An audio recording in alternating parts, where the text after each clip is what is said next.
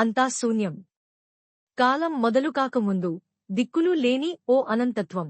అణువంత ఆలోచన లేదు. అలలన్నీ నిశ్శబ్దంలో కలిసిపోయిన వాతావరణం. ఎక్కడో ఒకచోట ఈ నిశ్శబ్దపు గర్భంలో ఊహించలేని శక్తి మెల్లగా జాజించి మొదలవుతుంది.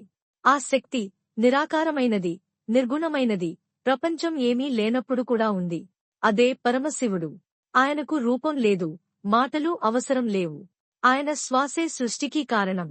అంతేకాదు, ఆ శూన్యంలో జీవం పుట్టే ముందు జీవం ఎలా ఉండాలో కూడా ఆలోచించిన తొలి తత్వం ఆయనదే. ఆ అనంత శూన్యంలో ఒక్క తారను లేని ఆకాశంలో ఒక్క మెరుపు కనిపించింది. అది వెలుగు కాదు, అది జ్ఞానం. అది తేజస్సు కాదు, అది సత్యం. ఒక దీర్ఘమైన, అంచనాలు లేని జ్యోతి స్తంభం మెల్లగా మధ్యలో ఆవిర్భవిస్తుంది. పైకి క్రిందకి అంతం కానిది. అదే పరమశివుడి తొలి రూపం, జ్యోతిర్లింగం.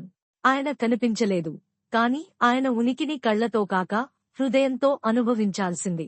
ఆ జ్యోతి ఏ దిక్కున అంతం లేకుండా ఉండడం వల్లే అది ఒక రూపం కాదు, అది ఒక సందేశం.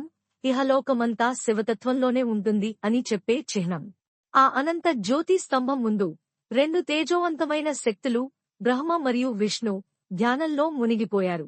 నాభి నుండి పుష్పంపై కూర్చుని బ్రహ్మదేవుడు సృష్టికి రూపం ఇచ్చే మార్గాన్ని ఆలోచిస్తున్నాడు. జీవరాశుల గుణధర్మాలు, లోకాల నిర్మాణం అన్ని ఆయన అంతరంగంలో ఊహల రూపంలో తేలుతున్నాయి. ఇదే సమయంలో విష్ణుదేవుడు నీలవర్ణంగా అనంతసేనంలో నిశ్చలంగా ఉన్నాడు. అతని కళ్ళు మూసుకున్నా మనస్సు మాత్రం జగత్తు ఎలా కొనసాగాలో, ధర్మాన్ని ఎలా నిలబెట్టాలో అన్వేషిస్తోంది.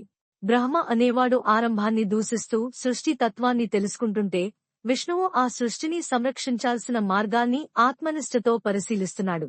ఆ జ్యోతి వాళ్ళిద్దరికీ ప్రశ్నలు సృష్టించింది. అదే ప్రశ్నలకి సమాధానంగా మారిపోతుంది. సృష్టి అనంతరం లోకాల్లో అసమతుల్యత పెరిగింది. ధర్మమార్గం స్థిరంగా నిలబడలేదు. అప్పుడు బ్రహ్మదేవుడు సృష్టికర్తగా, విష్ణుదేవుడు పరిరక్షకునిగా ఈ కలుషితాన్ని తొలగించేందుకు తపస్సు ప్రారంభించారు. కొండలపై, నదీతీరాల వద్ద శ్వాసలే జపమై మారాయి. క్షణాలు కాదు, యుగాలు ఆత్మశుద్ధితో బ్రహ్మాండ శాంతిని కోరారు. ఆ ధ్యాన ఫలంగా ఒకరోజు ఆకాశపు మధ్యలో మాయమయంగా, అద్భుతంగా, ఆకర్షణీయంగా ఓ అనంత జ్యోతి స్తంభం అవతరించింది.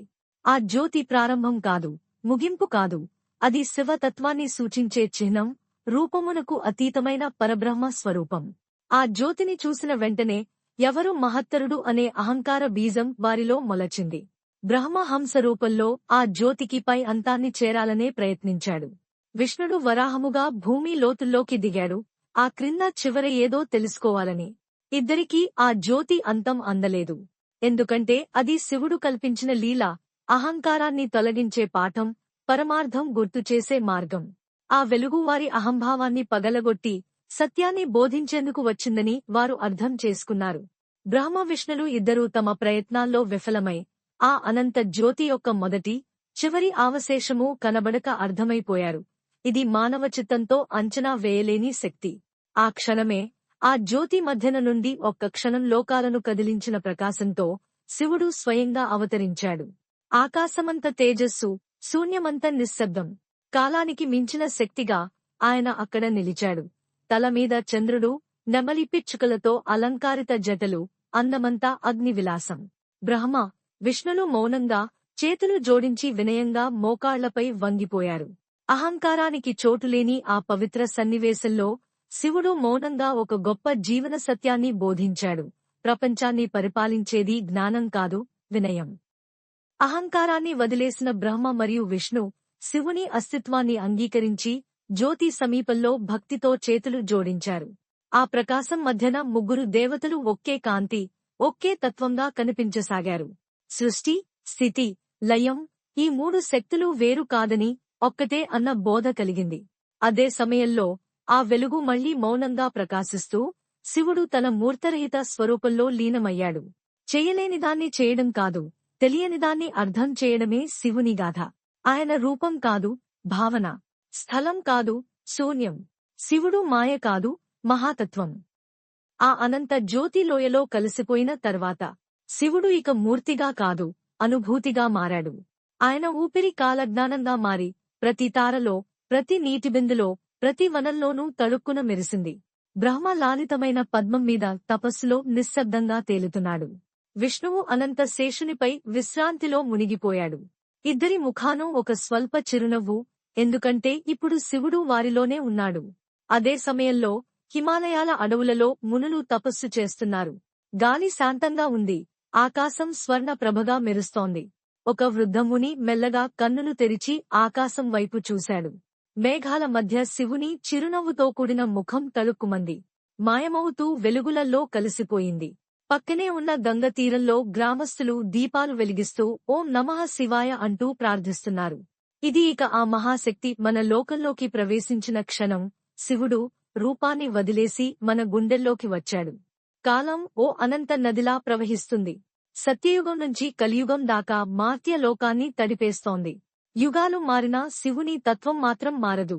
సత్యయుగంలో తపస్సులో మునిగిన మునులు, త్రేతాయుగంలో హవనాలు చేసే ఋషులు, ద్వాపరయుగంలో నర్తనం ద్వారా పూజించే కళాకారులు, అందరి గుండెల్లోనూ శివుడు అస్తిత్వంగా వెలిగిపోయాడు. కలియుగంలోనూ ఓ మృదులమైన హృదయం. పాడైన శివలింగం ముందు దీపం వెలిగించగానే మౌనంగా ఓ పుష్పం పడింది. శివుడు విన్నాడు. ఈ ఆశ, ఈ అనుభూతే శిల్పాలలో దేవుని గుర్తించే తపనకు మార్గం వేసింది. అప్పుడు మొదలయ్యాయి శివాలయాల నిర్మాణాలు. గుహల్లో శిలలు చెక్కే శిల్పులు, మంత్రాలు జపించే మునులు, ఆలయ నిర్మాణానికి భూములు దానం చేసే రాజులు. ప్రతి ప్రాంతంలో భక్తి వ్యాపించింది. రూపం లేకున్నా శివుని ఉనికి ప్రతి శిలలో, ప్రతి శ్వాసలో వాసిస్తోంది. యుగాలు మారుతున్నా, భక్తి లోతుపడుతున్నా, శివుడు మాత్రం మారడు. ఒక్క రూపంగా కాదు, ప్రతి తరుణంలో, ప్రతి భావంలో కనిపిస్తాడు. ఒక పక్క శూన్యంలో జ్యోతి అయి మెలమెలలాడితే, మరొక పక్క ఆ జ్యోతి నాట్యంగా మారుతుంది. శూన్యపు నిశ్శబ్దాన్ని చీల్చుతూ శివుడు నటరాజుడిగా ఆవిర్భవిస్తాడు. సృష్టి, స్థితి, లయల ముసురు మధ్య ఆ నాట్యం బ్రహ్మాండ ధ్వని కావుతుంది. ఆ నాట్యం ముగిసేలోపే ఆకాశం మీద ఉరుములు, జ్వాలల మధ్య శివుడు మరొక రూపం ధరిస్తాడు. రౌద్రరూపుడు, ధర్మాన్ని కాపాడే రుద్రుడు. ఎర్ర మేఘాలు చీల్చే తాపంతో ఆయన తృతీయ నేత్రం జ్వలిస్తుంది. దేవతలు ఆయన ఆశీర్వాదం కోసం ఎదురుచూస్తే, అసురులు ఆయన చూపుకే వణుకుతారు. అదే శివుడు, దయతో కరుణించేవాడు, ధర్మం కోసం రక్షించేవాడు. శూన్యంలో ఉనికి, కాలంలో నాట్యం, అంధకారంలో అగ్నిరేఖ. అందాన్ని అధిగమించే రౌద్రరూపం తర్వాత శివుడు మరోసారి తన అసలైన తత్వాన్ని చూపించాడు. ఓ తండ్రిగా, ఓ భార్యకు తోడుగా, ఓ కుటుంబ సభ్యుడిగా. హిమాలయాల్లోని మౌనపు మధ్యలో ఆయన కుటుంబంతో కూర్చున్న శాంతి, అదే అసలైన మోక్ష స్వరూపం. అక్కడి నవ్వులు, ప్రేమ చూపులు, మౌనపు సౌమ్యత, శక్తి, జ్ఞానం, శాంతి ఒకటే అన్న బోధ. ఈ ప్రేమే క్రమంగా దేశమంతా వ్యాపించింది.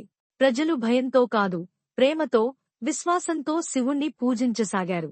అడవుల్లో తపస్సు చేసే మునుల దగ్గర నుంచి మహాశివరాత్రి రోజున ఊరంతా ఆలయ రథోత్సవాల్లో పాల్గొనేవారిదాకా ప్రతి మంత్రం, ప్రతి శ్వాస, ప్రతి దీపం శివునికి అంకితం అయింది. శివలింగం ముందు తల వంచిన ప్రతి హృదయం ఆయనకు ఆలయం అయింది. చివరి దీపం మసకబారిన క్షణంలో, చివరి మంత్రం గాలిలో కలిసిన తరుణంలో, అంతరిక్షాన్ని దాటి, కాలాన్ని మించి ఓ అనంతమైన మౌనం నిశ్శబ్దంగా తలుకుతోంది. అదే శివుని సత్వము. జన్మించనివాడు, అయినా జన్మల ఉత్పత్తికే ఆదికరణం. రూపం లేనివాడు, అయినా ప్రతిరూపానికి మూలము. ఆయన జటల తారాగణాల్లా అలముకుంటే చంద్రుడి కాంతి పరోక్షముగా మెరుస్తోంది. గంగా నదిలా మెల్లగా ప్రవహిస్తోంది. త్రినేత్రం మూసి ఉన్నా జగత్తును అంతర్భావంగా చూస్తోంది.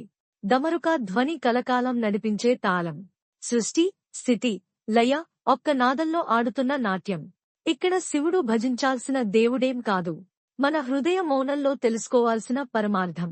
ప్రతి శ్వాసలో, ప్రతి శూన్యంలో, ప్రతి అంతరానాలో ఆయనే విరాజిల్లుతున్నాడు. శివుడు దేవలోకంలో లేడు, మనలోనే ఉన్న చైతన్యం. అనాది, అనంతము నీవే.